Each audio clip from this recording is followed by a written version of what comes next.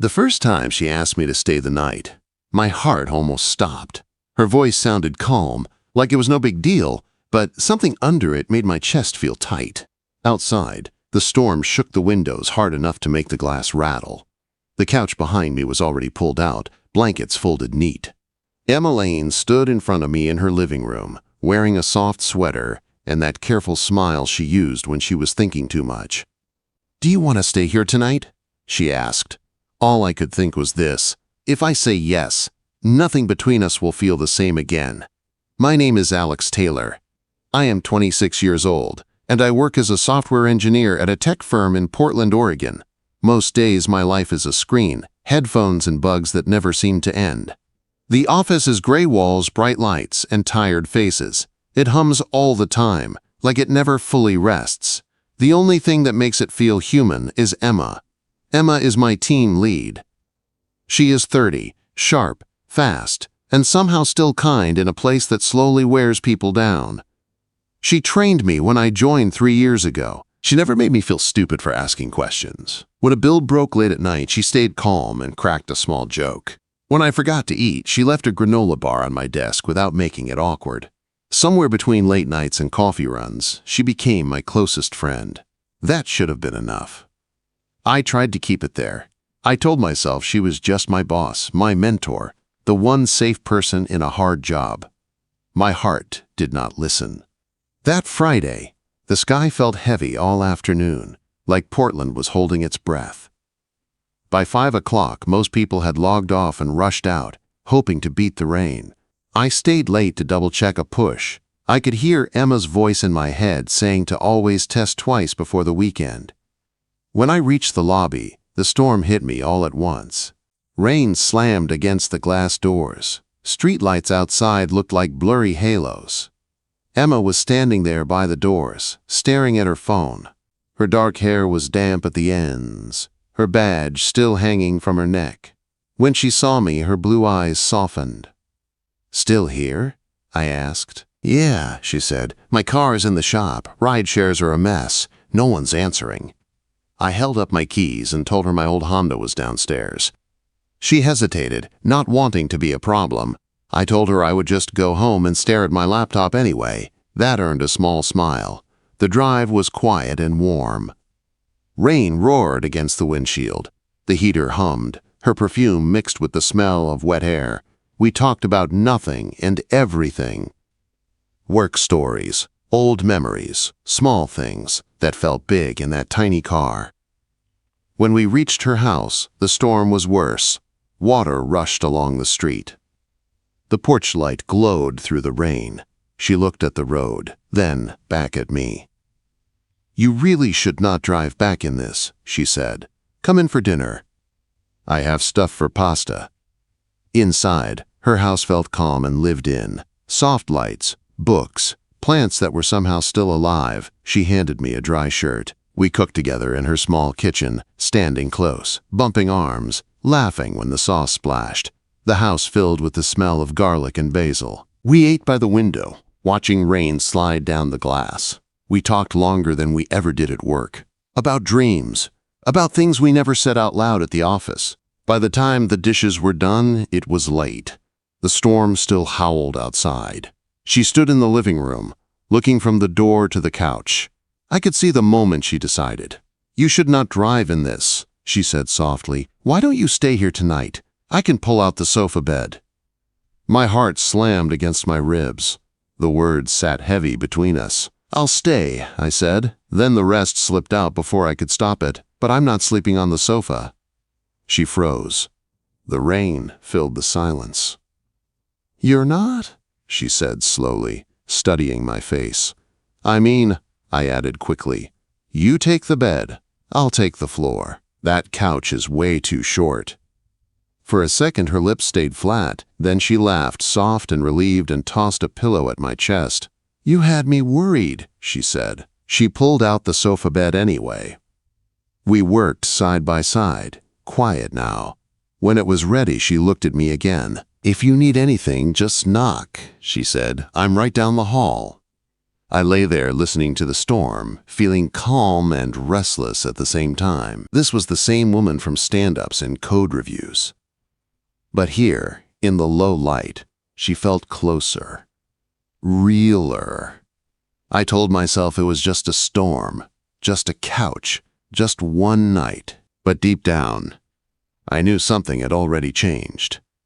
I woke up slowly, confused for a few seconds by the strange ceiling above me. The light in the room was soft and gray, like the world was still half asleep. The storm had calmed down, leaving only a quiet drip from the gutters outside. Then I smelled it. Coffee. Toast. Something warm and familiar. My stomach answered before my brain did. "Morning," Emma called from the kitchen. "You alive out there?" "Barely," I said, pushing myself up from the sofa bed. My back was a little sore, but it was nothing serious. The couch had done its job. I walked into the kitchen and stopped. The small table was set like it was a weekend, not a rushed workday. Scrambled eggs, toast, fruit, 2 glasses of orange juice, and a pot of coffee. Emma stood by the stove in a soft sweater and jeans, her hair tied up loose. No badge, no blazer. Just Emma. "How was the couch?" she asked, smiling. "Better than it looks," I said. "And this is the nicest breakfast I've seen in months." She laughed and pointed to a chair. "Sit, you need fuel." The food tasted simple but perfect, warm. Careful, we ate slower than we ever did at work. No rush, no screens. She told me about moving to Portland after college. I told her about leaving the Midwest. It felt easy in a way that scared me a little. "You make it look easy," I said at one point. "The job, the pressure." She looked down at her mug. "It's not. Some days I sit in my car before going inside. I just need a minute to stop being strong." She looked up, and for the first time I saw how tired she really was. Not weak. Just human. "It helps having someone who doesn't make it harder," she said. "You show up, you listen." Something warm settled in my chest. After breakfast, I washed the dishes, even though she tried to stop me. I fixed a loose cabinet, tightened a dripping faucet, swapped out a flickering light. She watched from the doorway, amused. "You're full of surprises," she said. "Only on weekends," I said. The drive to work felt different. Quieter. When we parked, she touched my arm for just a second. "I liked having you there," she said. I nodded because my voice didn't work. That feeling carried me through the morning, right up until it didn't. I heard it first in the break room. 2 people whispering. A laugh. My name. Emma's name. I walked past, like I didn't notice, but my chest burned. Then, Slack lit up. Jokes. Winks. Comments that felt small but sharp. I tried to ignore it. I focused on my screen. It didn't help. At stand-up, someone made a comment. Not loud. Not direct. Just enough. I saw Emma's jaw tighten. Just a little. She stayed calm. Professional. Like always. Later, she messaged me. "Balcony. Need air." The rain had turned to mist. She stood by the railing, hands in her pockets. "This is getting old," she said quietly. "We didn't do anything wrong." "I know," I said, "and I'm sorry." She shook her head. "Don't. This isn't on you." She talked about how hard she worked to be taken seriously, how fast people were to turn kindness into something ugly. I felt angry in a way I hadn't before. "We don't hide," I said. "We do our jobs. We call it out if it crosses a line." She studied me for a long moment, then nodded. "I'll talk to our department head," she said, "tomorrow." And she did. Things didn't change overnight, but they shifted. The jokes slowed, the looks faded. Work took over again like it always does. What stayed was something else. A quiet understanding between us. Weeks passed. Then months. We worked hard. The project landed better than anyone expected. We were called out in a meeting. For once, there were no smirks, just claps. Outside of work, we found a rhythm. Dinners, movies, rainy weekends. Nothing rushed, nothing hidden. Just time. One night, Months later, another storm hit. We were the last ones in the office again. The lobby doors opened to heavy rain. She looked at me and smiled. I drove today. At her place, the porch light glowed like it always did. Inside, the house felt like home now. She turned to me, nervous but steady. "Do you want to stay tonight?" she asked. I didn't look at the couch this time. "I'll stay," I said. "And I'm still not sleeping on the sofa." She stepped closer. "Then where?" "With you," I said. "If you want that too." She touched my face gently, eyes shining. "I do," she said, and for the first time, neither of us pretended it was anything else. The rain kept falling, and the couch stayed empty. The first night we shared her bed did not feel rushed or wild. It felt quiet and steady, like something that had been waiting a long time to breathe. We lay there listening to the rain tap against the window, our hands finding each other under the blanket like they already knew the way. I did not sleep much, not because of nerves, but because my mind kept replaying how we got here. Every late night, every look held a second too long, every moment we chose not to cross a line. In the morning, light slipped into the room, soft and pale. Emma was still asleep, her face calm, hair spread across the pillow. For a moment, I just watched her breathe. This was not a dream. This was real, and that truth felt heavy in the best way. She stirred and opened her eyes, then smiled when she saw me. "You're staring," she said. "I'm just making sure this actually happened," I said. She laughed and pulled the blanket higher. "It did, and before you overthink it, I don't regret it." Neither did I. We moved carefully after that. Not because we were unsure, but because we respected what we were holding. At work, nothing changed on the surface. She was still my lead.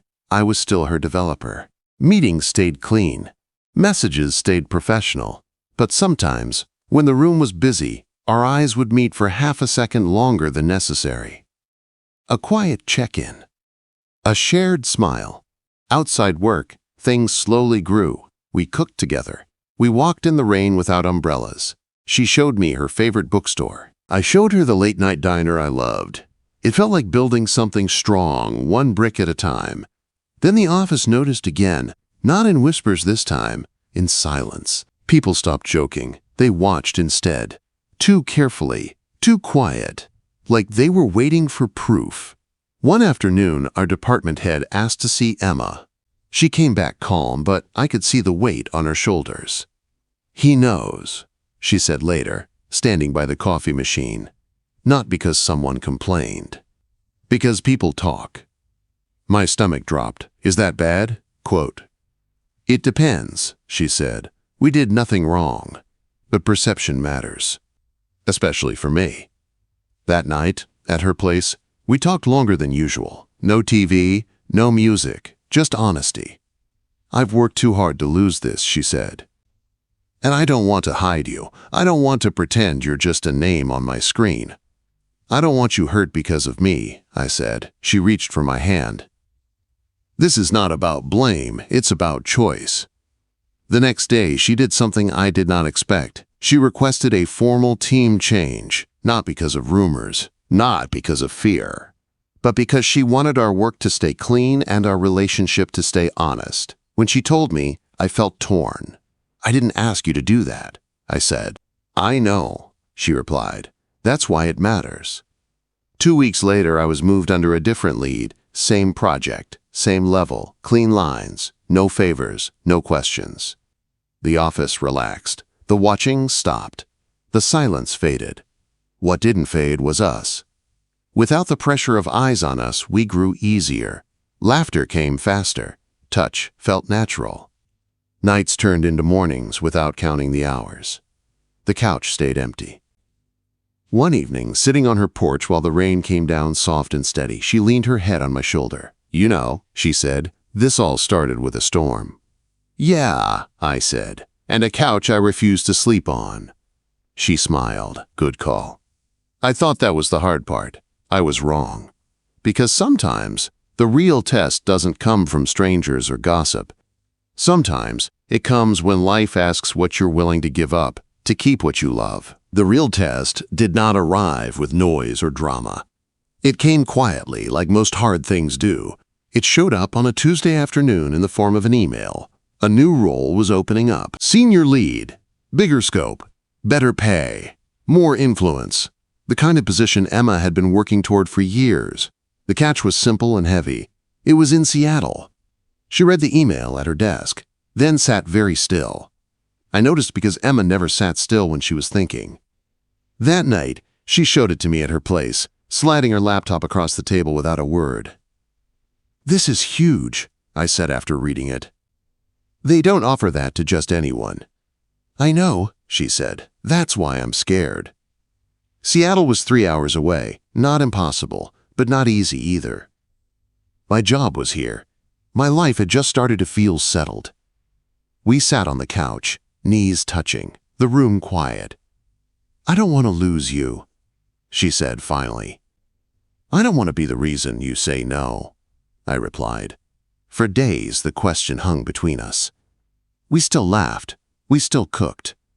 But something stayed tight under it all. One night, she admitted she had already delayed her response once. "I've spent my whole career choosing the smart move," she said. "I don't know how to choose the heart without feeling like I'm betraying myself." I understood more than she knew. I had moved once already to start over. I knew what it cost. Then, life made the choice harder. My manager called me in for a meeting, budget changes, restructuring. My role was safe, but growth was going too slow. Promotions were off the table for at least a year. I walked home that night under a clear sky, no rain for once, feeling like the city was holding its breath again. When I told Emma, she went quiet. Then she looked at me with that steady strength I had always admired. "Come with me," she said. The words landed heavy. "Seattle has tech firms everywhere," she went on. "You're good, you'd land on your feet, we could start fresh together." I wanted to say yes. I wanted to say it without thinking. But fear has a way of slowing love down. "This is a lot," I said. "I don't want to wake up one day and realize I followed you and lost myself." She nodded. "And I don't want to wake up and realize I stayed and resented you." That night we did not touch. We lay side by side, staring at the ceiling, listening to the house settle around us. The next morning she made coffee like she always did. Careful. Quiet. "I have to answer by Friday," she said. Thursday night, the rain came back. Heavy and loud like that first night. We stood by the window watching it fall. "Do you remember what you said when I asked you to stay?" she asked. "I remember," I said. "You didn't choose comfort," she said. "You chose honesty." She turned to face me. "I'm choosing the job," she said softly, "not because I want distance, but because I want to be proud of the life we're building." My chest tightened, but I nodded. "And I'm choosing you," I said, "even if that means change." She smiled through wet eyes and rested her forehead against mine. Sometimes love is not about staying still. Sometimes it's about stepping into the storm together. The weeks after her decision moved fast and slow at the same time. Fast on paper. Forms signed, calls taken, lists made. Slow in my chest, where every step felt heavier than the last. Emma accepted the role. Seattle became real. Not a maybe, not a someday, a date on the calendar. We did not tell many people at first. At work, the news spread on its own. Congratulations came with smiles that felt genuine this time. No side looks, no whispers, just respect. Watching Emma stand there, confident and steady, made something in me settle. She had earned this. At night, we packed boxes at her place. Books first, then clothes. Then the small things that made a home feel like hers. Every box felt like a question. I stayed quiet, thinking. One night she found me sitting on the floor, staring at an open box. "You don't have to decide tonight," she said gently. "I know," I said, "but I don't want to wait until the last minute and pretend I'm brave." She sat beside me, our shoulders touching. "I'm scared too," she admitted. "I just hide it better." Quote, that honesty pulled something loose inside me. The next day I took a long walk through the city, the coffee shop I liked, the park where I ran when my head got too loud, the streets that had slowly started to feel like mine. I realized something simple and hard at the same time. Home was not the buildings. It was the person I came back to. That night, I told her. "I'll come with you," I said, "not because I have to. Because I want to." She did not cry right away. She just looked at me, like she was making sure I meant it. "Are you sure?" she asked. "I'm sure," I said. "I don't want a safe life without you in it." She hugged me so tight it stole my breath. For the first time since the email, the weight lifted. We planned together after that. Apartments, neighborhoods, commutes. I sent out resumes. Interviews came faster than I expected.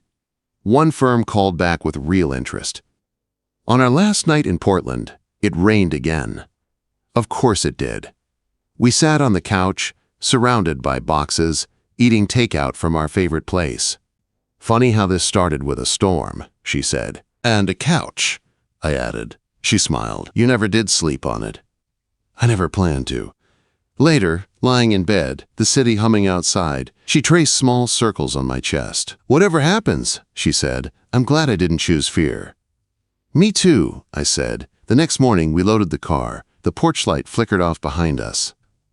As we pulled away, the rain softened, like it was letting us go. The road ahead was long, but we were finally driving it together. The drive to Seattle felt longer than it was. Not because of traffic, but because my mind kept jumping between excitement and fear. The road was gray and wet, trees blurring past the windows. Emma drove most of the way. I watched her hands on the wheel and thought about how many times she had carried more than she showed. We crossed into the city as the sky started to clear. Tall buildings. New streets. A different kind of noise. It felt strange and full of possibility at the same time.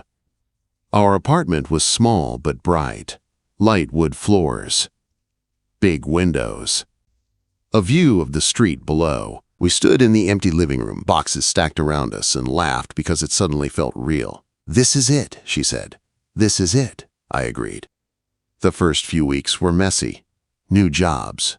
New routines. I landed a role at a growing tech company downtown. Different team. Different pace. No history. No shadows.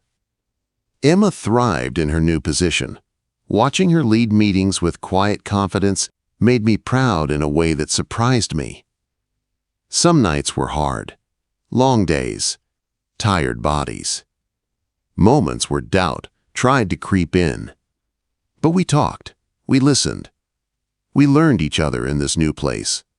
One evening, after a long week, a storm rolled in.